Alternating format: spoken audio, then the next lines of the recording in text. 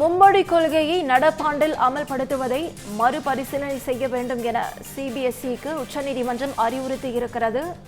தற்போது அண்மை செய்தியாக நாம் திரையில் பார்த்துக் கொண்டிருக்கிறோம். சிபிஎஸ்இ பள்ளிகளில் 6 முதல் 9ஆம் வகுப்பு வரை மும்மொழி கொள்கையை நடப்பாண்டே அமல்படுத்துவதற்கு எதிராக வழக்கு தொடரப்பட்டது. இதுகுறித்த முழு விவரங்களை மூத்த துணை ஆசிரியர் ஜோ மகேஸ்வரன் வழங்க கேட்கலாம். ஜோ மகேஸ்வரன், வணக்கம். முழு விவரங்கள். மும்மொழி கொள்கையை நடப்பாண்டில் அமுல்படுத்துவது குறித்து மறுபரிசீலனை செய்யலாம் என்று சிபிஎஸ்இக்கு மத்திய இடைநிலை கல்வி வாரியத்திற்கு உச்சநீதிமன்றம் அறிவுறுத்தி இருக்கிறது.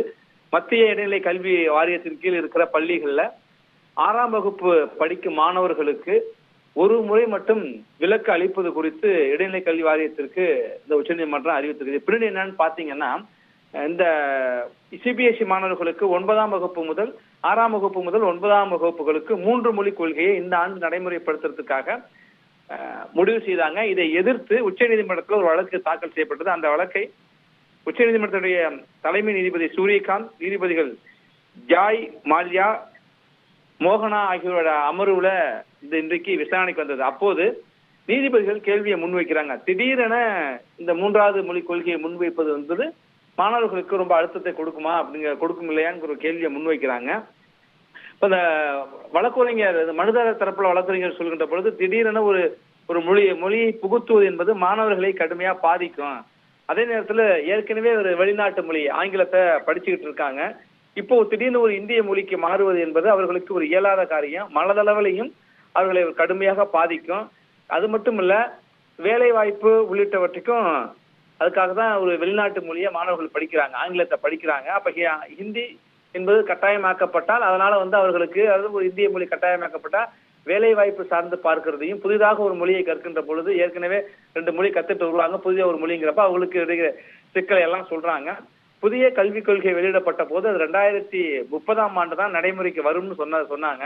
ஆனா திடீர்னு இந்த ஆண்டே இப்படி நடைமுறைப்படுத்துவது என்பது அவர்களுக்கு பாதிப்பதான் ஏற்படுத்தும் அப்படின்னு சொல்றாங்க. அப்போது நீதிபதிகள் குறுக்கிட்டு என்ன கேட்கிறாங்கன்னா, இப்போ போதிய ஆசிரியர்கள் இல்லாத நிலையில எப்படி 23 மொழிகள், தமிழ், ஹிந்தி, தெலுங்கு, கன்னடம் உள்ளிட்ட 23 மொழிகளை எப்படி அவர்களுக்கு கற்பிக்க முடியும்? அதற்கான ஆசிரியர்கள் போதுமான அளவுல இருக்கிறாங்களா என்று கேட்கிறாங்க.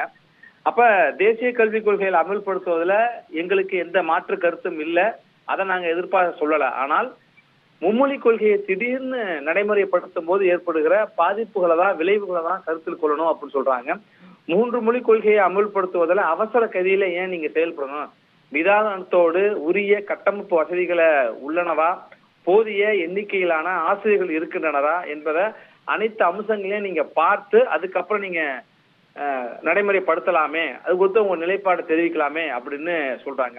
இதனை தொடர்ந்து உத்தரவு பிறப்பிக்கிற நீதிபதிகள் தற்போது 6ஆம் வகுப்பு மாணவர்களுக்கு 3வது மொழி குறித்து முடிவெடுக்கவும் அதற்கான தயாரிப்புகளை மேற்கொள்ளவும் கூடுதலாக ஒரு கல்வியாண்டு வழங்க முடியுமான்னு கேட்டிருக்காங்க. இப்ப மும்மொழி கொள்கையை அமல்படுத்தும் போது போதுமான மனித வளம் மற்றும் பிற உள்கட்டமைப்பு வசதிகள் எவ்வாறு உருவாக்கப்படும் என்கிற கேள்வியும் எழுப்பிட்டு 3வது மொழியை 6ஆம் வகுப்பிலிருந்தே அறிமுகப்படுத்த வேண்டுமா, அல்லது நான் 3வது 4வதுல இருந்தே அதை தொடரணுமா என்கிற கேள்விகள்லாம் முன் வச்சிருக்காங்க. இன்னும் ஒரு ஆண்டு விலக்கு கூட கொடுக்கலாமா என்கிற சொல்லிட்டு இது குறித்தெல்லாம் ஒரு ஆய்வு செய்து 10 நாட்கள்ல நீங்க பதிலளிக்க வேண்டும் என்று சிபிஎஸ்இக்கு உத்தரவிட்டு வழக்கை ஒத்தி வச்சிருக்காங்க.